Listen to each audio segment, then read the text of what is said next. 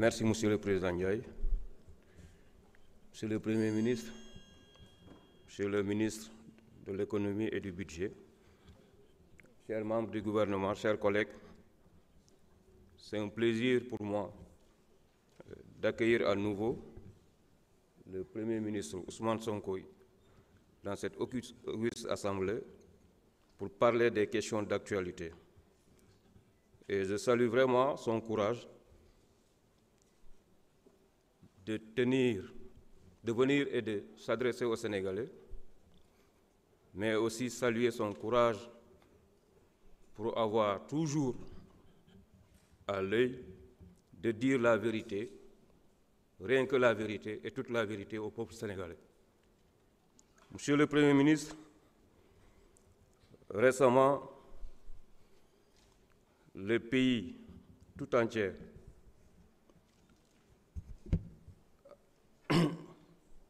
a eu le rapport de la Cour des comptes et le scandale de la dette cachée et du déficit maquillé révélé par l'audit des finances publiques pour la période 2019-2024 nécessite, pour le surmonter, un pacte de stabilité sociale entre l'État du Sénégal, les employeurs et les travailleurs. Mais paradoxalement, c'est en ce moment qu'on note un fort activisme syndical avec plusieurs mouvements de grève annoncés ou en cours dans les divers secteurs vitaux comme la santé et l'éducation. Le Sénégal a-t-il les moyens de rembourser sa dette politique sans austérité forte avec des conséquences sociales pour les populations, de surcroît les salariés? Comment comptez-vous apaiser le climat social et promouvoir la stabilité nécessaire au redressement de l'économie et sociale du pays? Je vous remercie de votre attention. Merci beaucoup, honorable. Monsieur le Premier ministre, vous avez la parole.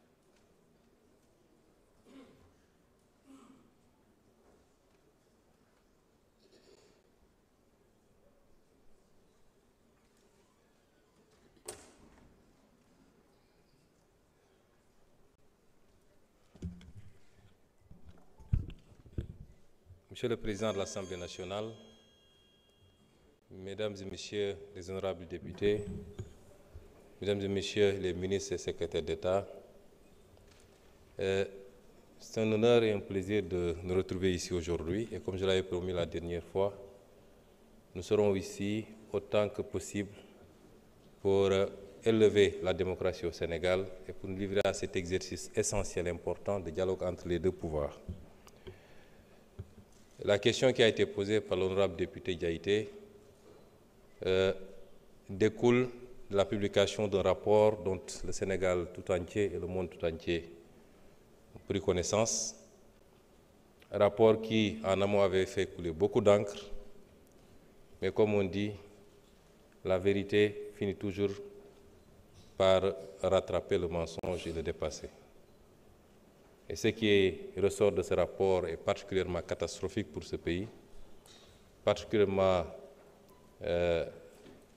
inquiétant et nécessite de la part de nous tous, citoyens sénégalais, un sursaut, un vrai sursaut. Et c'est pourquoi, dans la chronologie, il aurait été important de revenir d'abord sur les conclusions de ce rapport, pour mieux sensibiliser les Sénégalais. Je sais que le débat s'est instauré depuis quelques jours.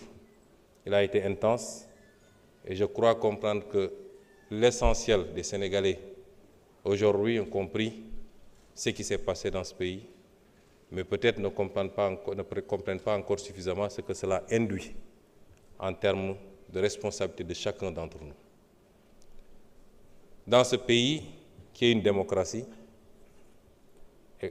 il est instauré la liberté d'association. Et parmi ces libertés, la liberté pour les travailleurs de s'organiser en syndicats pour défendre leurs intérêts matériels et moraux. Je suis suffisamment bien placé pour le savoir, puisque moi-même, j'ai été initiateur d'un syndicat que j'ai eu à diriger pendant 2 mandats.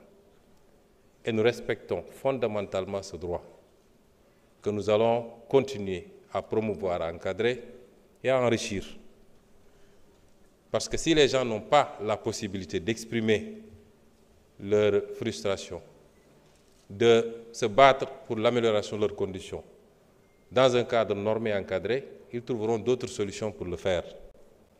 Et c'est pourquoi la meilleure formule, c'est celle-là qui consiste à permettre aux travailleurs de s'organiser. Et en tant qu'État, nous sommes là pour écouter, dialoguer, discuter, encadrer, mais également trouver des solutions. Et nous y travaillons tous les jours. Je ne vais pas trop développer sur cet aspect parce que vous avez dû vous rendre compte qu'à la lecture du Conseil, du comité du Conseil, du communiqué du Conseil du ministre d'avant-hier, nous avons retenu la date du 27 prochain pour lancer la première édition du dialogue social, avec comme objectif d'aboutir à un pacte de stabilité sur la base d'un dialogue franc, sincère et profond. Ce que j'entends par dialogue franc et sincère, c'est que nous, gouvernement, contrairement à ce qui s'est fait dans le passé, nous ne cacherons absolument rien aux Sénégalais. Tout sera mis sur la table. Et chaque Sénégalais pourra apprécier des capacités réelles de son État pour pouvoir asseoir en conséquence des revendications légitimes, mais également responsables. Parce que, rapporté à chacun d'entre nous, si je dois donner un exemple ou une illustration, borom kër gu ne la nga yor sa poos rek nga mën a jox sa njaboot boo noo bëgg-bëgg sa njaboot ak loo leen yéene buñ la nee villa bi gën a rafet Almadi laa bëgg te yow la ngay fayee loyer tëna la defe naa du gaaw a sotti kon revendication day fekk ki nga koy laaj mu leer la ni mën na ko am na ko waaye su demul noonu rek mooy sama yónnewul ci loo am ak loo mën waaye faw di nga def li ma bëgg loolu nekkatul revendication leneen lañ koy tuddee pour nag ñoom ñu xam li état bi am ak li mu mën moo tax ci dialogue bi partant de ce qui a été déjà fait avec le rapport mais partant de tout ce qu'on est en train de faire parce que rapport bi benn toq rek la ci li ñuy liggéey fi mu toll nii ci situation réew mi te nañ ci dellu si certainement jaakaar naa ni peut-être député yi nañ ci àddu ñu teg loolu yépp sur la table wax fi situation bi toll lan la ñu mën tey lan la ñu mën ëllëg ak lan la ñu war a mën a renvoyer ci ay délais yu gën a kawe loolu mooy suñu conception ci dialogue social et nous serons très flexibles ci lépp loo xam ne dafa laaj flexibilité mais nous serons fermes et intransigeants ci lépp loo xam ne jaaduwul yenuwul maana te réew mi mënu ko attanu ko je vous remercie. Merci beaucoup, Monsieur le Premier ministre. Honorable député Anta Dia, vous avez la parole.